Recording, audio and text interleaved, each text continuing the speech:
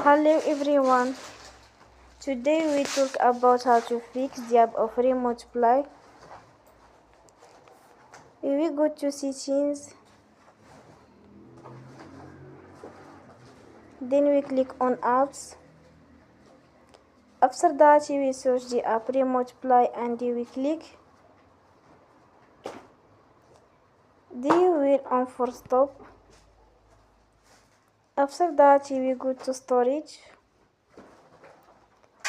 Then we click on clear cache.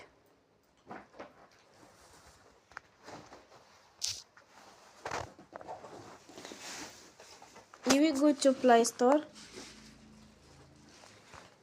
and you will update your app. Don't forget to support us by like and subscribe.